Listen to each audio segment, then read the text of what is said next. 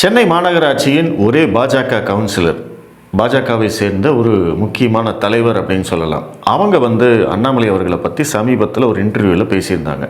அந்த காணொலியை நீங்கள் முதல்ல பாருங்கள், அதுக்கப்புறம் அதை பற்றி நம்ம பேசுவோம். இவருடைய நிதானமான போக்கு, தீர்க்கதரிசி, நாலேஜ் கிஃப்ட் ஆஃப் த கேப்னுவோமே, அது இன்னொன்று எனக்கு இவர்கிட்ட பிடிச்சது இவரோட cleanliness in politics. Okay.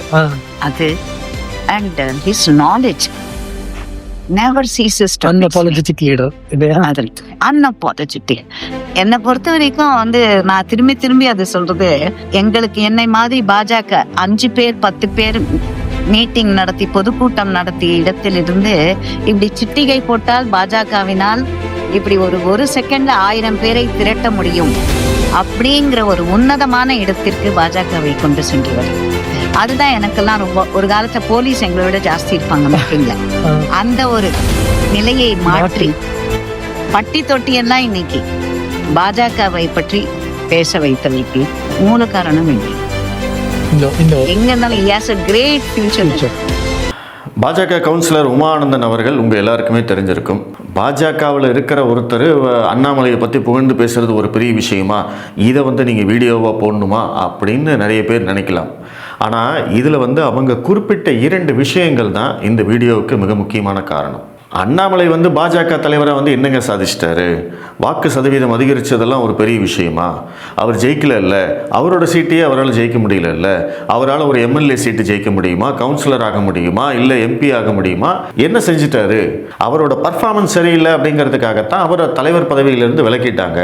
ஆனால் நீங்கள்லாம் அண்ணாமலைக்கு முட்டு கொடுத்துட்டு இருக்கீங்க அப்படின்னு பேசக்கூடியவர்கள் நிறைய பேர் இருப்பாங்க. அவங்களுக்கெல்லாம் இந்த பாஜக என்ற கட்சி எப்படி இருந்தது அப்படிங்கிறத திருமதி உமானந்தன் அவர்கள் இங்கே சொல்லியிருக்காங்க. அந்த வாக்கியம் தான் மிக முக்கியம். நாங்கள்லாம் 5 பேர் 10 பேர் மீட்டிங் போட்டுக்கிட்டு இருப்போம், எங்களை விட போலீஸ்காரங்க தான் அதிகமாக இருப்பாங்க. இந்த வார்த்தைகளை நீங்கள் கவனிச்சிங்க அப்படின்னா பாஜக என்கிற கட்சி எந்த நிலைமையில் இருந்தது அப்படிங்கிறது உங்களுக்கு தெரியும். எங்கிருந்து இன்னைக்கு எங்கே வந்திருக்கோம் அப்படிங்கிறத பாருங்கள். இன்னைக்கு பாஜக ஒரு மாநாடு போட்டாலோ இல்லை ஒரு பொதுக்கூட்டம் நடத்தினாலோ இல்லை பிரதமர் வராரு, அமித்ஷா வராரு அப்படின்னா போலீஸ்காரங்க இன்னைக்கு என்ன பண்றாங்க, அந்த கூட்டத்துக்கு நிறைய பேர் போகாம தடுத்து நிறுத்திட்டு இருக்காங்க. இன்னைக்கு திமுக ஆட்சியில் அதுதான் நடந்துகிட்டு இருக்கு. எதிர்கட்சிகள் கூட்டத்துக்கு ஆட்கள் போகாம பாத்துக்கிறது, அதற்கு பிறகு அதை வைத்து ஒரு அரசியல் செய்வது. ஏன்னா அந்த சாணி டிவின்னு ஒன்று இருக்கு இல்லையா, அவங்களுக்கு வேலையே இதுதான். மீட்டிங் ஆரம்பிக்கிறதுக்கு முன்னாடி காலியான சேர்லாம் இருக்கும் இல்லையா, அதையெல்லாம் போட்டோ எடுத்து போட்டு பாஜக மீட்டிங்ல கூட்டமே இல்லை அப்படின்னு சொல்றதுக்காகவே ஒரு டீமை வச்சிருக்காங்க. ஆனா பாஜகவுடைய ஒவ்வொரு பொதுக்கூட்டத்திலும் மாநாட்டிலும் எவ்வளவு கூட்டம் வருது அப்படிங்கிறது உங்களுக்கே தெரியும்.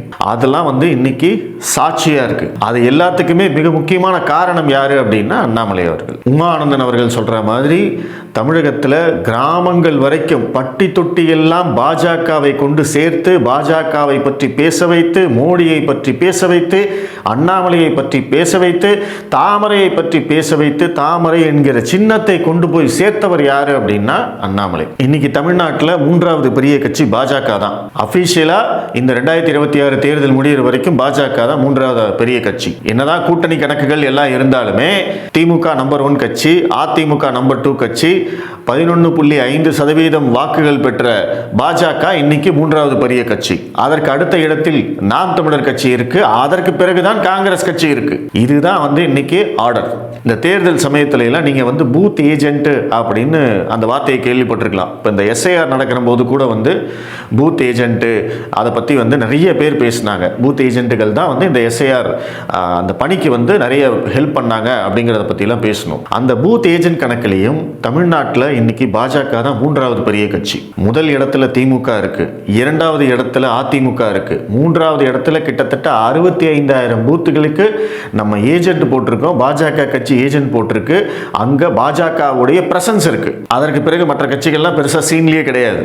இந்த 3 கட்சிகள் தான் பூத் ஏஜென்ட்ல இவ்வளவு பேரை போட்டிருக்காங்க. ஸோ இதற்கான விதை போட்டது யாரு? அதுவும் அண்ணாமலை தான். அவர் வந்து தலைமை பொறுப்பில் இருந்த போதே இதற்கான வேலைகளை செய்தார். பூத் ஏஜென்ட் நாங்கள் போட போகிறோம் அப்படின்னு சொல்லி அதற்காக வேலை பார்த்து, அதற்காக மாநாடு நடத்தி, அதற்காக கூட்டங்கள் நடத்தி, எல்லா வேலையும் செஞ்சு அந்த வேலை எப்போ முடிஞ்சது? நயினார் நாகேந்திரன் அவர்கள் தலைவரானதுக்கு அப்புறமா தான் முடிஞ்சது. அதனுடைய விளைவு இன்னைக்கு கிட்டத்தட்ட 65,000 பூத் ஏஜென்ட் நம்ம கிட்ட இருக்காங்க. ஸோ இதெல்லாம் தான் வந்து ஒரு கட்சி வளர்ந்திருக்கிறது அப்படிங்கிறதுக்கான ஒரு அறிகுறி. அவர் முதல் டேர்ம்ல வந்து தலைவராக இருந்தார். தலைவராக இருந்து அவர் என்ன செஞ்சாரு அப்படிங்கிறத இங்க நிறைய பேரால அட்ரஸ் பண்ணவே முடியல. வெற்றி மட்டுமே வந்து ஒரு தலைவனுக்கான குவாலிஃபிகேஷன் அப்படின்னா இங்க யாருமே தலைவர் கிடையாது. ஏன்னா மோடி அவர்களும் தோத்திருக்காரு, அமித்ஷா அவர்களும் தோத்திருக்காங்க. இப்போ ராகுல் எடுத்துக்கிட்டிங்கன்னா 100வது தோல்வியை நோக்கி போயிட்டு இருக்காங்க. இப்போ காங்கிரஸ் கட்சியில் எடுத்துக்கிட்டிங்கன்னா ராகுலை பற்றி யாராவது தப்பாக பேசுகிறாங்களா? ராகுலுடைய தலைமையை மாற்ற வேண்டும் அப்படின்னு சொல்கிறாங்களா? ராகுலாலையெல்லாம் ஒன்றும் ஜெயிக்க முடியாதுங்க, அவரால் கவுன்சிலர் கூட ஆக முடியாதுங்கன்னு கட்சிக்குள்ளேயே உட்காந்துட்டு யாராவது சொல்லிட்டு இருக்காங்களா? ஆனால் அந்த மாதிரி இல்லாமல் ஏன் வந்து பாஜகக்குள்ளே உட்காந்துக்கிட்டு இந்த மாதிரியெல்லாம் பேச வேண்டியிருக்கு? எதிர்கட்சிக்காரன் பேசினா கூட பிரச்சனை இல்லை, அவன் அப்படி தான் பேசுவான், விட்டுட்டு போயிடலாம். ஆனால் பாஜகவில் இருக்கிறவங்களுக்கு வந்து இந்த மாதிரியான வெற்றிகளை, இந்த மாதிரியான வளர்ச்சியை அங்கீகரிப்பதில் என்ன தயக்கம்? அதுதான் நம்ம திரும்ப திரும்ப கேட்டுட்டு இருக்கிற கேள்வி. Most senior leader Uma Anandan, பாஜக என்ற கட்சி வந்து 5-10 பேரோட மீட்டிங் போட்ட காலத்திலிருந்து அவங்க இருக்காங்க. அந்த கட்சிக்காக பிரதிபலன் பாராமல் உழைக்கக்கூடியவர்கள் இன்னைக்கு வந்து ஒரு கவுன்சிலராக இருக்காங்க. ஒற்றை பெண்ணாக வந்து சென்னை மாநகராட்சி மன்றத்தில் வந்து எல்லாரையும் அலற விட்டுக்கிட்டு இருக்காங்க. அப்படிப்பட்ட உமா ஆனந்தன் அவர்கள் அண்ணாமலையை பற்றி என்ன சொல்றாங்க? இந்த இவரால் தான் வந்து கட்சி வளர்ந்துருக்கு, 5-10 பேரோட நாங்கள் மீட்டிங் போட்ட காலம்லாம் இருக்கு. ஆனால் இன்னைக்கு சொடக்கு போடுற நேரத்தில் நம்மளால் 1000 பேரை கூப்பிட முடியும். ஒரு மாநாடு நாளைக்கு வந்து மாநாடு அப்படின்னு இன்னைக்கு அனௌன்ஸ் பண்ணா கூட 1,00,000 பேரை நம்மளால் கூப்பிட முடியும்.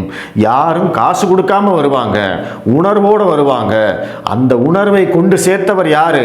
அண்ணாமலை. அதான் நான் எப்பவுமே திரும்ப திரும்ப சொல்லுவேன். இங்கே வந்து பாஜக என்று சொல்வதற்கோ, நான் சங்கி என்று சொல்வதற்கோ, RSS என்று சொல்வதற்கோ அச்சப்பட்ட காலம் இருக்கிறது, தயங்கிய காலம் இருக்கிறது, அவமானப்பட்ட காலம் இருக்கிறது.